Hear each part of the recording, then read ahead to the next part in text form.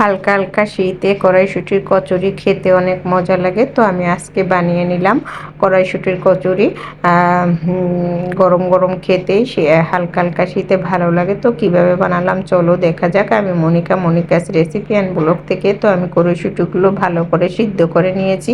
তোমরা সিদ্ধ না করলেও পারো, একটু সিদ্ধ করে নিয়েছি যাতে কাঁচা ঘ্রাণটা না আসে। এই যে দেখতেই পাচ্ছ, এখন আমি ব্লেন্ড করে নিব। এটা সিদ্ধ করার পরে আমি ব্লেন্ড করে নিব। এটা কাঁচাও ব্লেন্ড করা যায়, সিদ্ধ করে ব্লেন্ড করে নিয়ে আমি এটা এখন ভেজে নিব। চুলায় সরিষার তেল, কড়াইয়ে সরিষার তেল দিয়ে এবং কালো জিরা ফোড়ন দিয়ে কড়াইশুঁটিগুলো দিয়ে দিলাম, একটু ভেজে নিব। এগুলির মধ্যে এখন আমি সব মশলাগুলো দিয়ে দেব। মশলাগুলোর মধ্যে আমার একটা আলু সিদ্ধ করে গ্রেট করে নিয়েছি, হলুদের গুঁড়ো, মরিচের গুঁড়ো, লবণ, চিলি ফ্লেক্স এবং জিরার গুঁড়ো দিয়ে ভালো করে আমি এখন ভেজে নেব। এটা যত ভাজবে ততই খেতে ভালো লাগবে।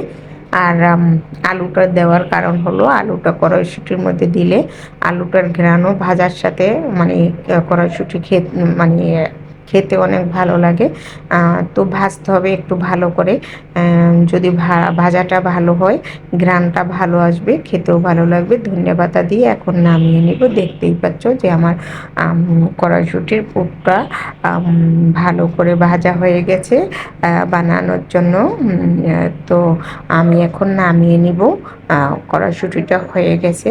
তো আমি আগেই ময়দা ডো করে রেখেছি। তোমরা চাইলে দেখাতে পারো, তো সবাই পারে এই জন্য আমি আর ময়দার ডোটা দেখাইনি, ভিডিও অনেক বড় হয়ে যাবে তাই।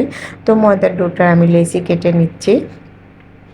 তোমরা ময়দার ডোটা একটু শক্তও করবে না, বেশি নরমও করবে না, মাঝারি ধরনের করবে, যাতে তাহলে দেখা যায় যে কড়াইশুঁটির কচুরিটা অনেক ফুলে। তো আমি কিভাবে মানে পুরটা ভিতরে দেব দেখতেই পাচ্ছ। চারিদিকে আমি পাতলা করে নেব এবং ভিতরটা ভারী থাকবে, বেলার সময় যাতে পুরটা না বের হয়। তো আমি পুরটা দিয়ে দিলাম। দেখতেই পাচ্ছ, তোমরা যত টুকু করে বানাবে, বড় ছোট তোমাদের অনুমান অনুযায়ী বানাবে। তো আমি হালকা হাতে বেলে নিব। এটা চাপ দেওয়া যাবে না বেশি, চাপ বেশি দিলে বের হয়ে যাবে ভিতর থেকে পুরটা, তাহলে দেখা যাবে ফুলবে না।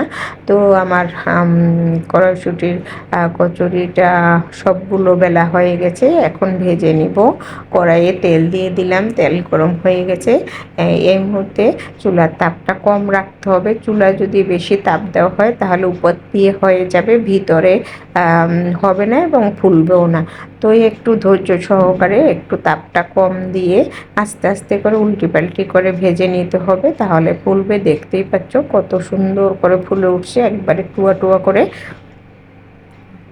একটু ভালো করে ভেজে নিলে এই কড়াইশুঁটির কচুরিটা খেতে অনেক ভালো লাগে। তো আমি এইভাবে করে আমার এটা প্রায় হয়ে আসছে, এটা নামিয়ে আমি বাকিগুলো ভেজে নিব। তো আমার সবগুলো ভাজা হয়ে গেছে, দেখতেই পাচ্ছ। এখানে তেঁতুলের সস দিয়ে দিলাম। তো এখন ছেলে মেয়েকে খেতে দিব গরম গরম। তো ভিডিওটা কেমন লাগলো তোমরা জানাবে।